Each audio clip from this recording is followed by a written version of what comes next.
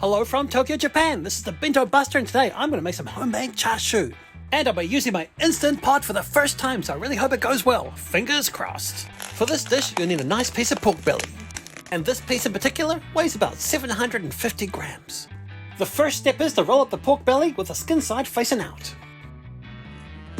Next, wrap it up securely in some butcher twine. Now some of you may be wondering, what the heck is he doing? As you can see, I am no expert, but if it holds together, well, that's the main thing, isn't it? Yep, it doesn't have to be pretty, it just has to be effective. And ta-da! What do you think? Apart from the wee knot there, I think it looks pretty good. Now that I have the hang of it, I think I'll prep another one, and trust me, the second time round should be much easier. Yep, brilliant! Now we have something to work with. Give them a bit of a 360 spin. Not bad, eh? Not bad. The next stage is to blanch them. To get rid of the impurities, boil the pork bellies for about 10 minutes. And after 10 minutes of blanching, they should look something like this. Nothing to write home about at the moment, but at the end, it's going to look fabulous. Now that I've removed the impurities, I'm going to set these aside for a moment and start prepping the Instant Pot. In goes 1.5 litres of water, 2 tablespoons of mirin, 3 tablespoons of cooking sake,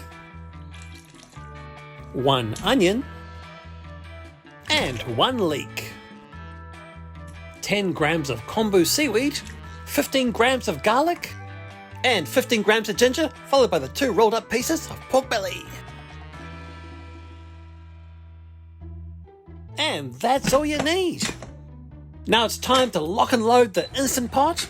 Set the pressure cooker function onto high and cook for 90 minutes. And after 1.5 hours of pressure cooking, your chashu should look like this.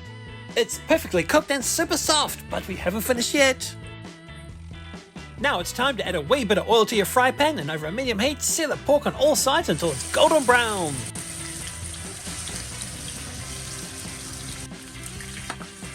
Oh, and by the way, watch out for splashes.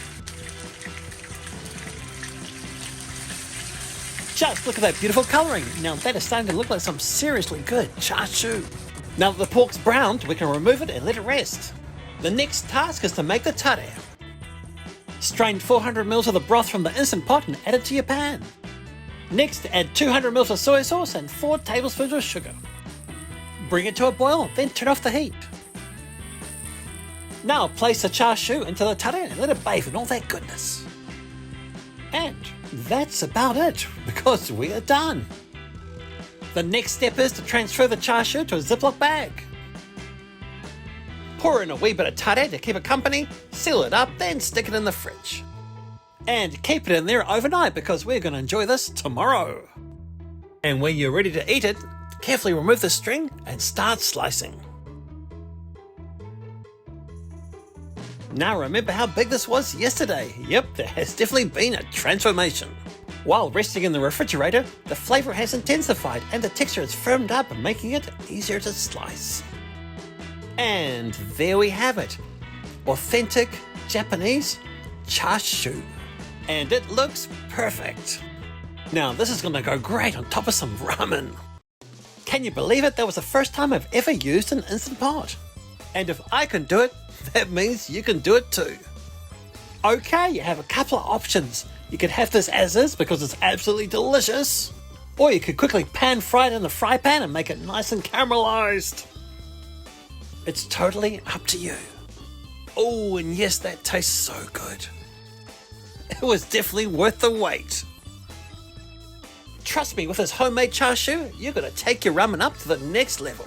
And a big shout out to my new Instant Pot, aka R2D2. Admittedly, I was a bit apprehensive to use a pressure cooker at first, but it all turned out well. And that's how you make chashu using an Instant Pot. Oh, and if you do want to see more Instant Pot recipes, please let me know in the comments. I'd really like to put R2D2 through his paces and get to know him a little better. Thank you for watching, and for more recipes like this, please like and follow.